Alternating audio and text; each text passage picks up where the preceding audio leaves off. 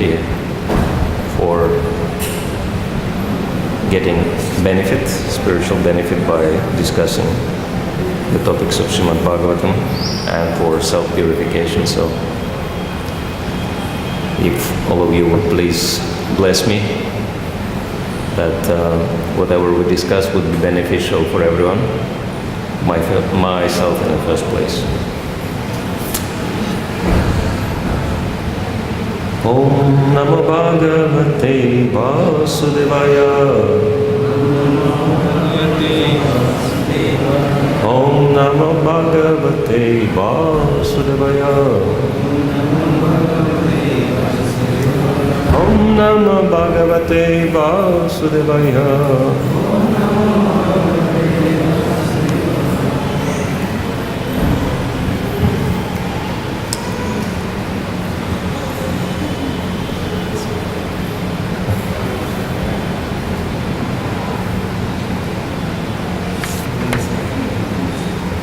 Text 30. Anyway, it's prose, so there is no responsive chanting, so I'll just read the verse, text 30. Athachayas vihava atma sambhavenena svayamadhamo janmatapo vidyachara varnashrama vato variyasona bahu manyata samritaka eva mritva ksharaka dame niraye vakshira nipatito durantayatanta hasnute. Hare Krishna.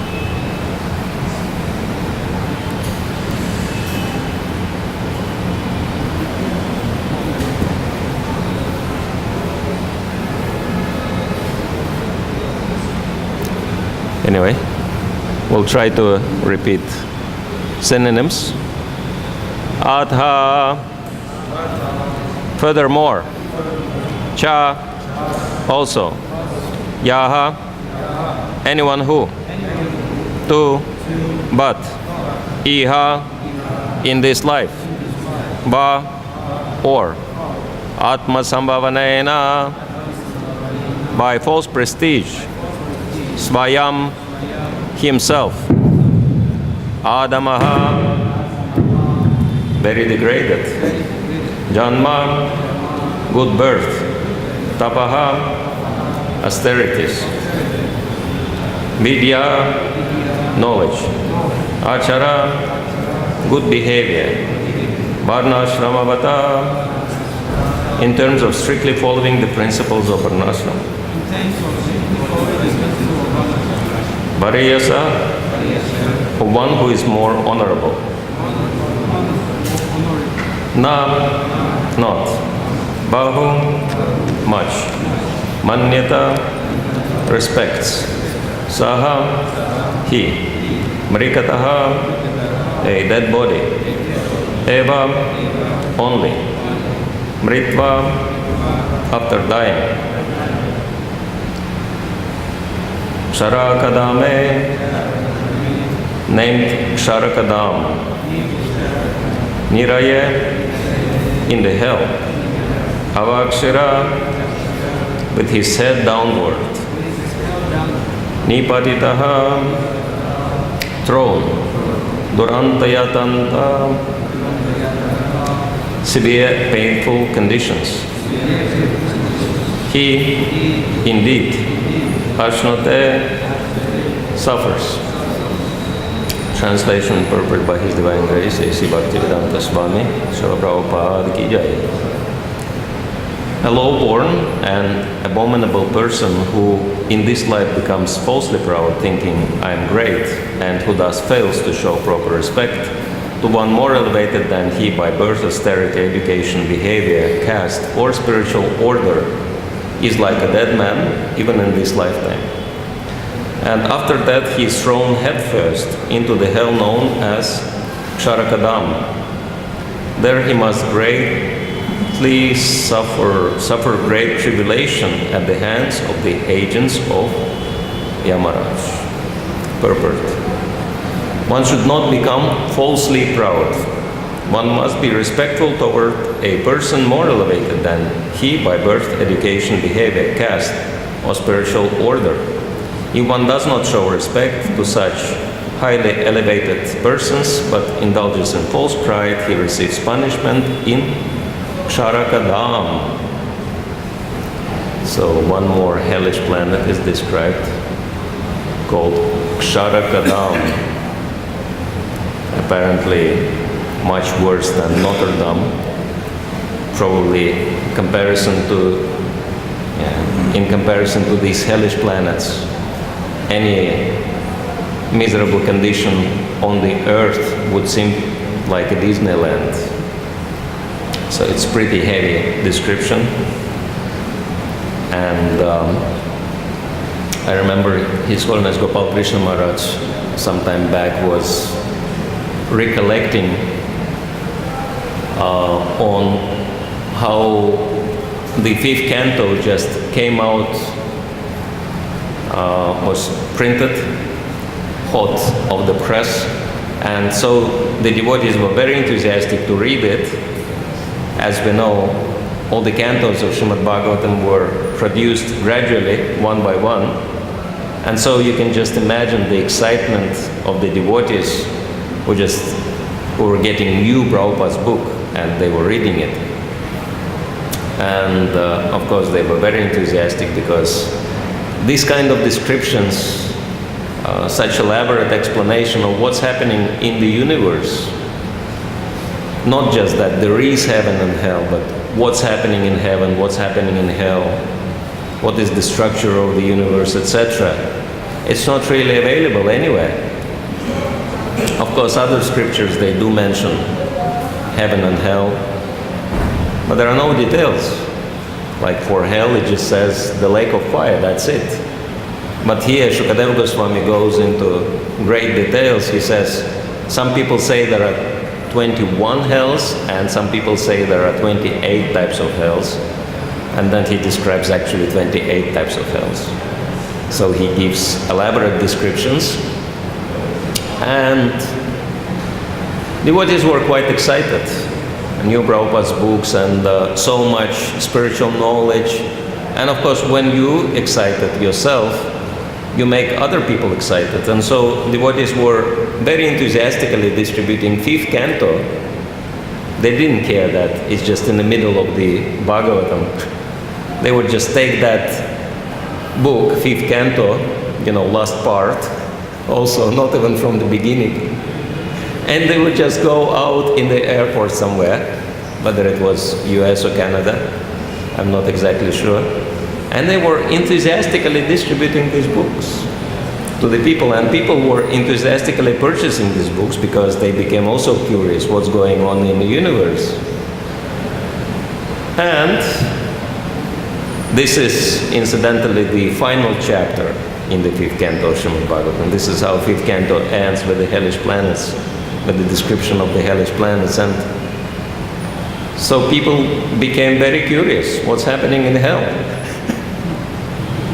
And so they would open this chapter, and then Maharaj would say that people would become so shocked by these descriptions that they would, forget the books and even forget pieces of their luggage in the airport and board the plane, or leave the airport forgetting their luggage, because they were in such a shock.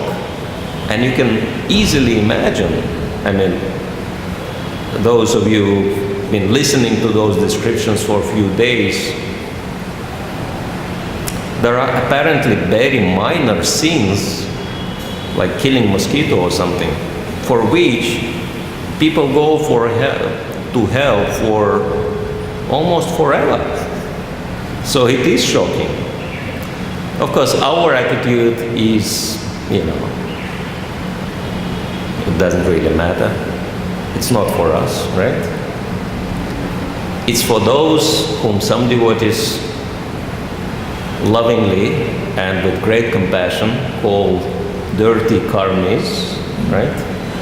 I guess these kind of definitions are meant to encourage people to, take interest and join the movement. Oh, someone calls me dirty karmi. This must be really nice people. Let me find out more about them, right? Of course. Luckily, nowadays these tendencies decrease, because this tendency is sprouting exactly from what this verse is talking about, false pride. And but still, there is this very strong tendency. We're not too shocked by these descriptions. Like we listening about the hellish planets, and there is not much emotional impact, right? Like we come. What's on Bhagavatam? What part of Bhagavatam we are on? On hellish planets. Oh, okay, we're on hellish planets. And what's on breakfast? What do we have for breakfast? Okay, khichdi. Okay, that's good. That's it, right? What's on the menu? That's all we want to know. And we don't care, because we believe it's not for us, right? And in one sense it is true, because the next Canto 6, starts with the glorification of the Holy Name and the power of the Holy Name, and how Holy Name can deliver even the greatest sinners. And of course,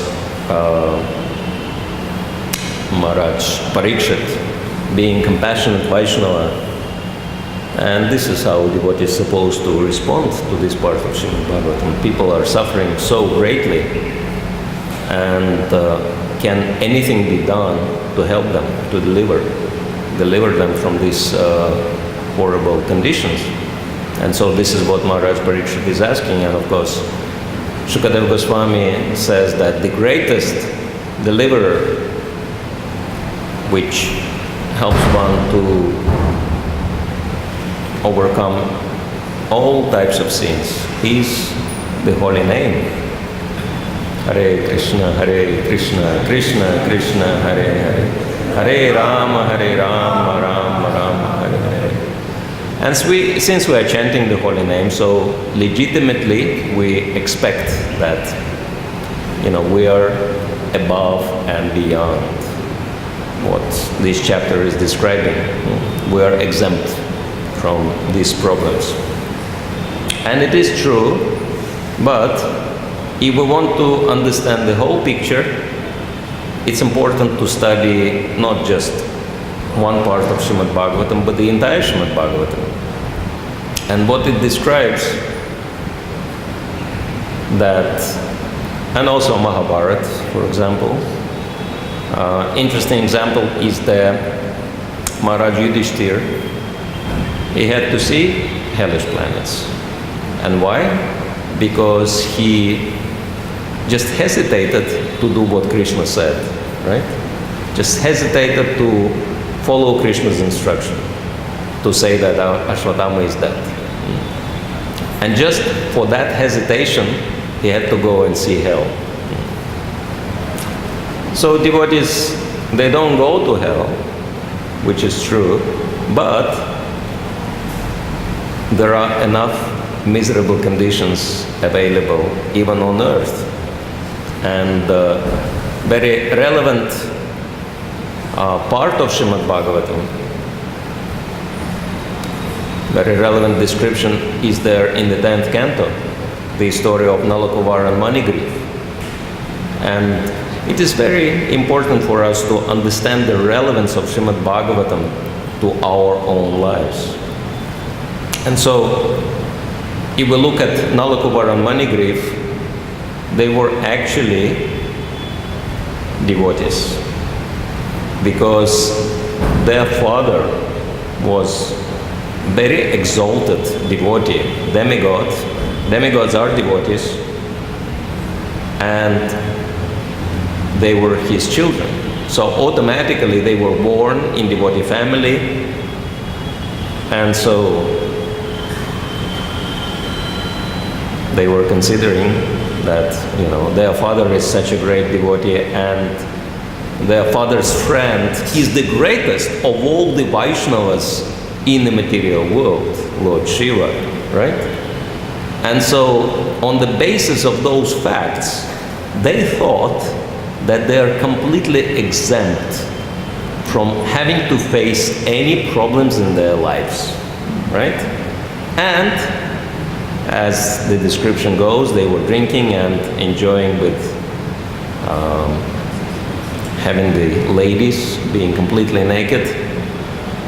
And then Narad Muni comes along, and as we know, they failed to show him proper respect, being too proud of their position and wealth and beauty. So it was not even false pride, it was real pride. They had all these things, but they were proud. And so then, as a result, Narad Muni cursed them to become trees. And the important part in that description that, okay, if they would just turn into trees, who cares, right? The tree cannot feel anything, cannot think, it's just very dull condition. But Bhagavatam mentions specifically that even though they turned into the trees, but they retained their human consciousness, right? And they were there, standing as those trees, Yamalarjuna trees, for how long? 36,000 years. You can just, place yourself into the Nalakumar and Manigriv's shoes, right? Instead of hands, you have branches.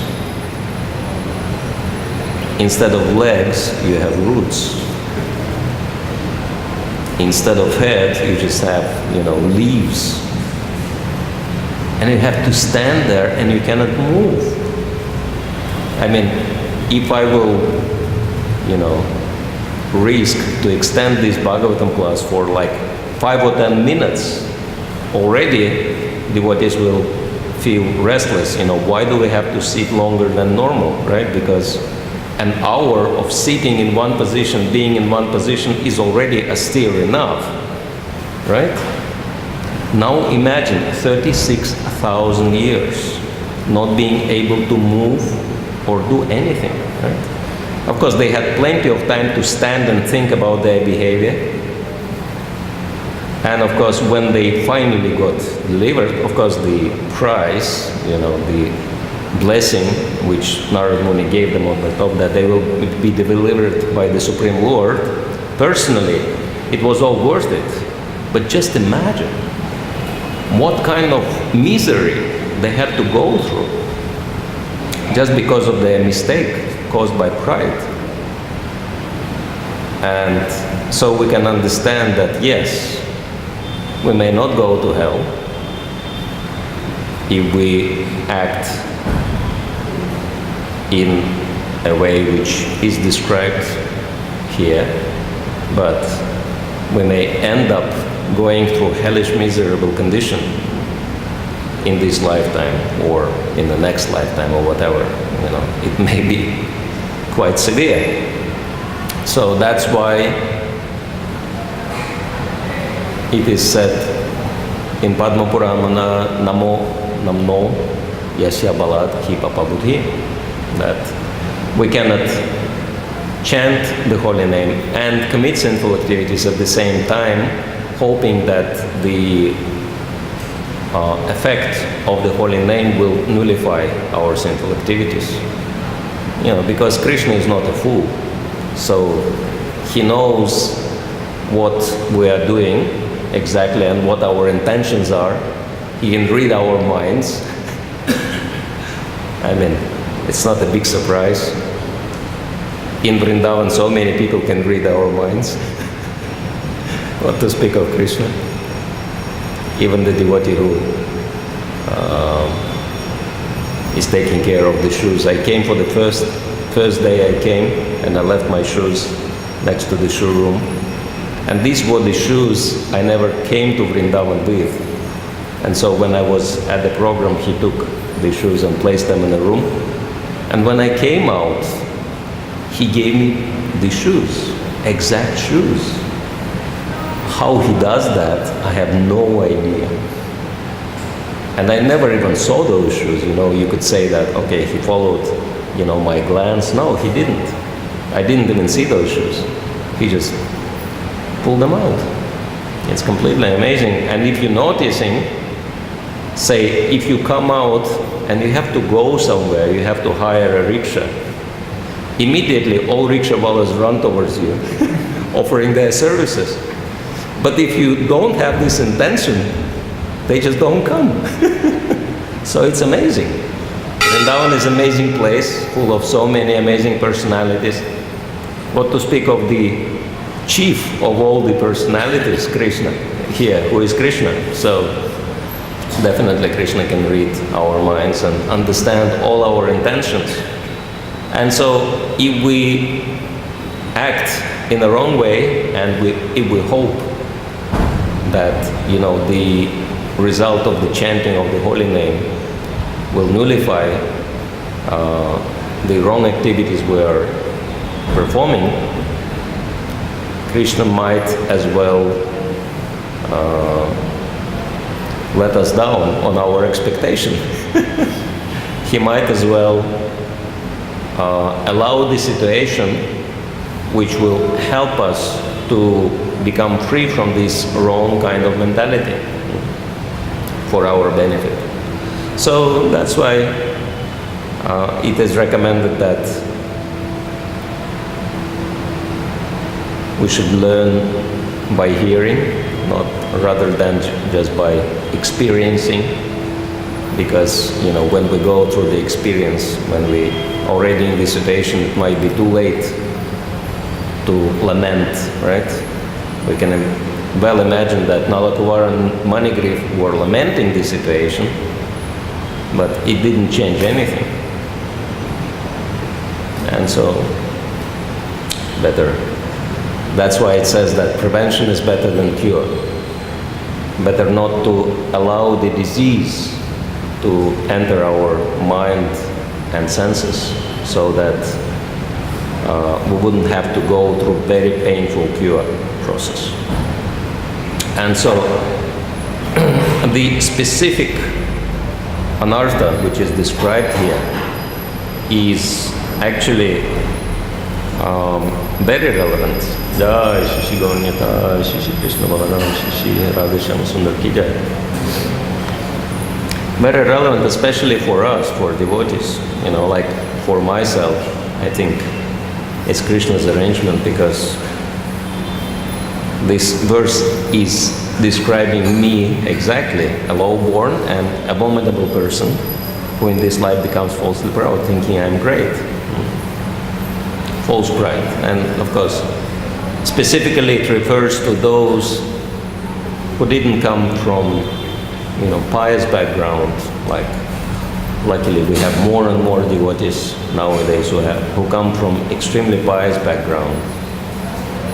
And it's interesting, over the quarter century, I'm associating with devotees and practicing Krishna consciousness. I'm noticing very amazing phenomena, that those people, meaning devotees, who have every single reason on earth to be proud, they behave themselves in a very humble and meek way. And those who hardly have any reasons to be proud, they behave in a very proud way. It's quite amazing. That's why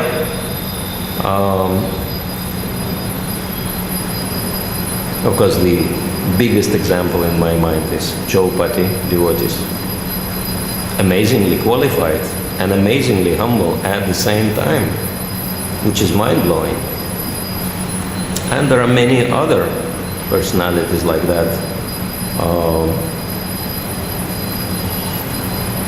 I remember one time I was taking a treatment in Udupi, doing Panchakarma, and my doctor, he was an associate professor in Ayurveda. He was only 27 at the time, and he spoke Sanskrit better than English, and his English was absolutely perfect. He knew a number of languages, and he perfectly knew yoga, astrology, what to speak Ayurveda. He could quote like dozens of verses from Charaka Samhita, just explaining to other doctors what to do, what not to do, just backing up with Shastra, etc. And he was expert in astrology. Later I found that he comes from the family, his father is world-renowned Sanskrit scholar who traveled around and taught Sanskrit in so many different universities. And his grandfather was famous astrologer whose textbooks are still used even today in India to study astrology. And so he comes from this kind of aristocratic Brahmana Vaishnava, Ramanuja line family. And then here I come to take a treatment, and I have tilak and this kind of dress, and he kind of looks at me puzzled, and he said, how come that you are wearing Vaishnav tilak and you have this dress? And so I'm explaining to him that it's by the mercy of Srila Prabhupada that people like myself got the opportunity to practice Krishna Bhakti. And then I'm telling him a few things about Srila Prabhupada. And he says, really, all over the world, people are taking to Bhakti Yoga? That's unbelievable. And I'm saying, yes, because Prabhupada wrote so many books, and they are published in so many languages, and so many people take up to the devotional service. And he said, I would love to read his books. And I said, no problem. And they have local temple in Udupi, so I purchased Bhagavad Gita and a few other small books, and I brought him as a gift. It's always good to have friendly relations with your doctor, just in case. Give him some gift. So I'm bringing him these books, and I'm telling, please take these books, this is a gift for you. And he takes those books, especially Bhagavad Gita, with such a great respect, and touches them to his head, and with great care opening, and he started reading Bhagavad Gita. And he says, I cannot thank you enough. So please tell me, how much do I owe you for the books? I'm saying, it's just a gift. I'm not expecting anything. Please take it as a gift. And he says, no, I want to pay. I'm saying, no, don't worry about it. It's not a big deal. These books are not expensive. And then he looks at me with tears in his eyes, and he says, you don't understand. In our tradition, if someone gives you Shastra, that person is Guru, and Guru has to be given Dakshin. I am shocked. I'm saying, what, forget it, I'm not a Guru, I'm just an ordinary man. I'm just trying to practice Krishna consciousness to the best of my ability, and I have no qualifications. He said, no, I have to give you Dakshin. And I'm saying, no. He says, no, I should give, etc. So we argue back and forth, and then he realizes that under no circumstances I'll take any remuneration from him. And he says, anyway, now I owe you a favor, so I'll have to see what I can do to return it. And then, I'm kind of forgetting all this exchange after a few days, and then a few days are passing, and the treatment, which was not a cheap treatment, it was a government clinic, and they have all the professional equipment and services, etc. And I'm expecting to pay a bill of around maybe 10 or 15,000 rupees or so. And then I'm coming to the cash desk, and the cashier tells me, your bill is covered, it's paid. And I'm asking who paid the bill. And I came with few friends, I thought maybe they did. And the cashier said, your doctor paid the whole amount. And I'm coming to him, I'm saying, what have you done? That, you know, the kind of money the treatment cost is no comparison to what I spend on the books. And he said, we're not on the market bargaining, right? You did me a favor, I did you a favor, etc. And so then he invited us home.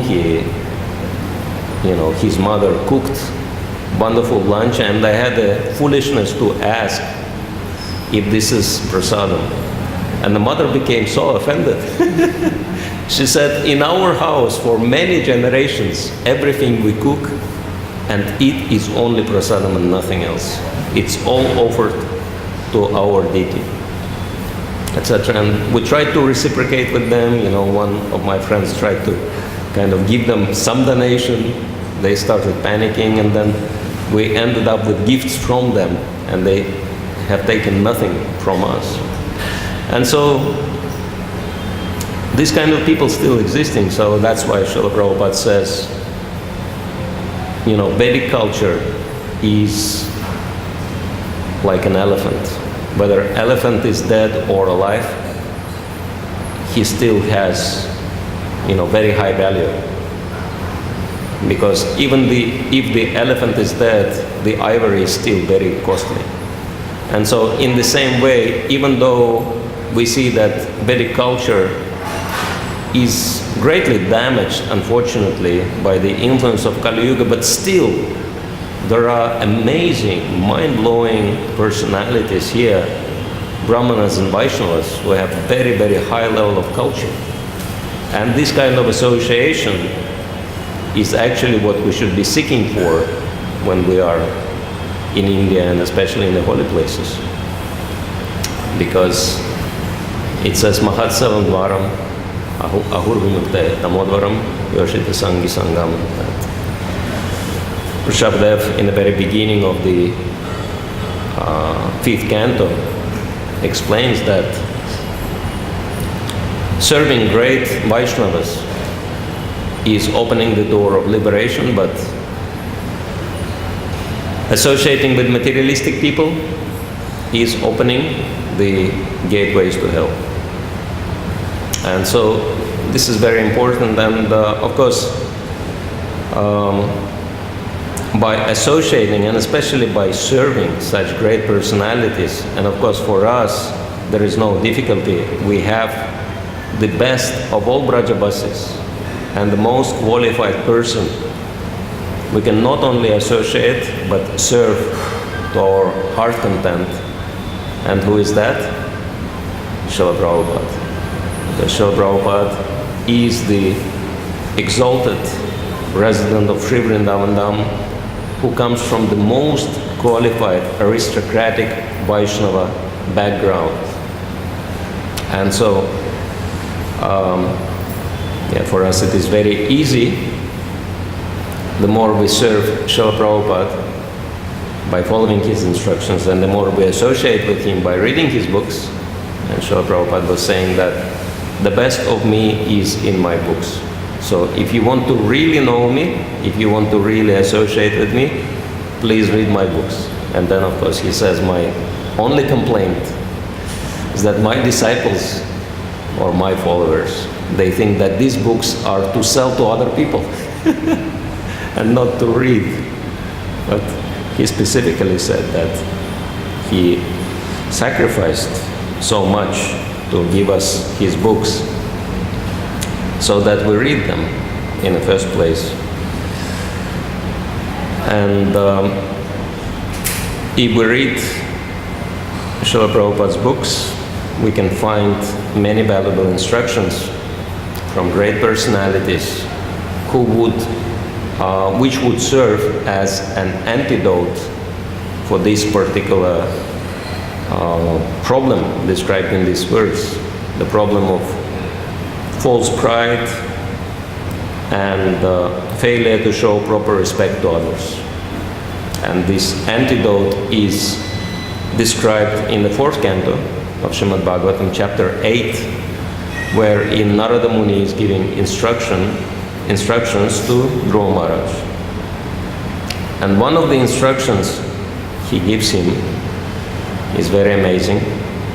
This is 4.8.34, if you want to take a note, amazing verse. Gunadikan mudam lipset, anuprosham gunadamat, maitrim samanat anvishem, natapayat abhibhuyate. Every man should act like this. When he meets a person more qualified than himself, he should be very pleased. When he meets someone less qualified than himself, he should be compassionate towards him. And when he meets someone equal to himself, he should make friendship with him. In this way, one is never affected by the threefold miseries of this material world, or to speak of hellish miseries, any miseries. One becomes completely immune to all miseries. And Srila Prabhupada explains very important points in the purport as well. He says generally when we find someone more qualified than ourselves, we become envious of him. Envy. That's the original, we can say, original sin. The reason we are staying in this world. When we find someone less well qualified, we deride him. And when we find someone equal, we become very proud of our activities. These are the causes of all material tribulations. The great sage Narada therefore advised that a devotee should act perfectly. Instead of being envious of a more qualified man, one should be jolly to receive him. Instead of being oppressive to a less qualified man, one should be compassionate towards him, just to raise him to the proper standard. And when one meets an equal, instead of being proud of one's own activities, before him, one should treat him as a friend. One should also have compassion for the people in general who are suffering due to forgetfulness of Krishna. These important functions will make one happy within this material world. So that's a perfect instruction, and of course, it takes a lot of purification and blessings to develop this kind of mentality, especially for those like myself who are not fortunate enough to be born in a perfect family and have all the perfect qualifications. So I need all the blessings from all the devotees. Just wanted to use this opportunity to ask you to please bless me so that I would develop a proper conduct and never fall victim of very dangerous, this very dangerous anartha, pride, because pride leads to fall, unfortunately.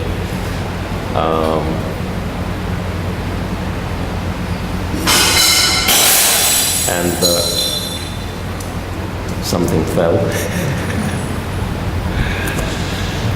And of course, this is what we don't want.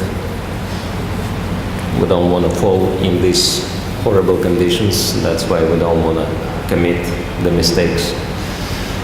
And I think this is a very important topic, and so if any devotees have a further insight into it, any comments or questions, you're welcome to share. We still have a few more minutes left.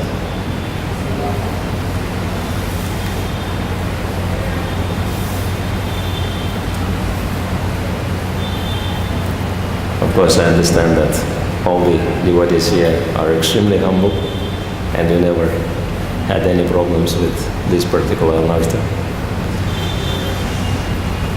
But if anyone wants to say something, we have a microphone.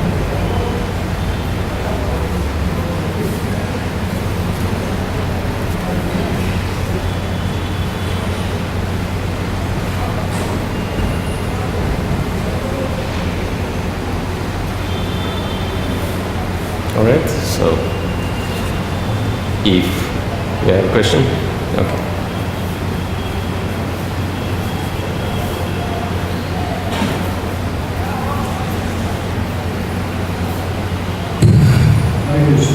So about discrimination, you said that the devotee always feels lower than everyone. So who's equal, who is So if devotee is meant to feel lower than anyone else, how he can perceive someone as junior or equal to him? That's a good question. Of course, when we speak of the devotee on the topmost level, Paramahamsa or Uttamadhikari, this is how he feels. That there is no one more fallen than me. There is no one more unqualified than me.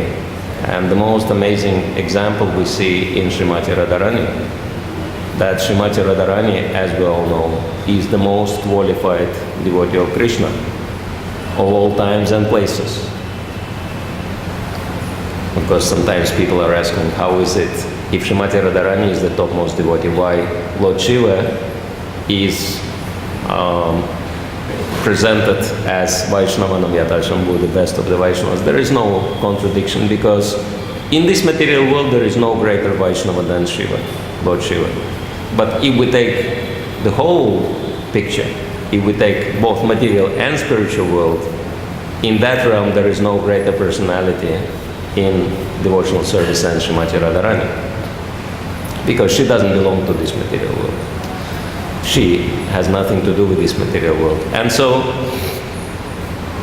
we know, Srila Prabhupada was saying that how amazingly humble Srimati Radharani is, despite of being the topmost devotee of Krishna. When she brings someone to Krishna and introduces new person to Krishna, she says, Krishna, please accept that devotee. He is more qualified, or she, whatever the case. She is more, or whatever. This devotee is more qualified than me. And Krishna is, in such a state of shock after this statement that he just says, okay, no problem.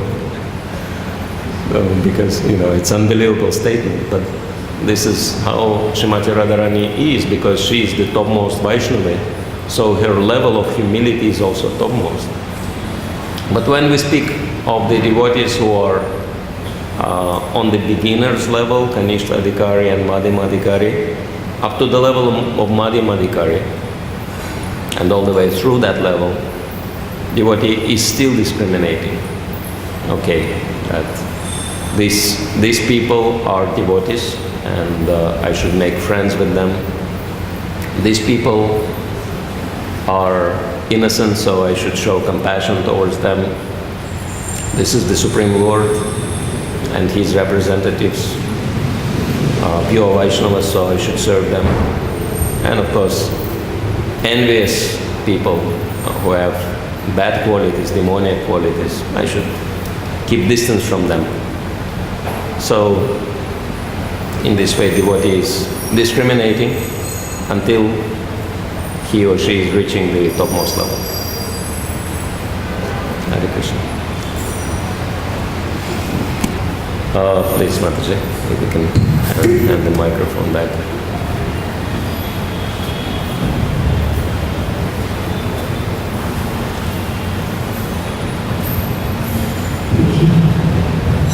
With your permission, I would just like to clarify something, to make something clearer.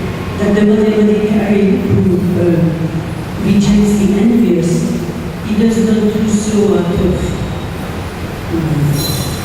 pride or anything. It's just that he knows that if he tries to preach to the envious, they will become more envious and more offensive.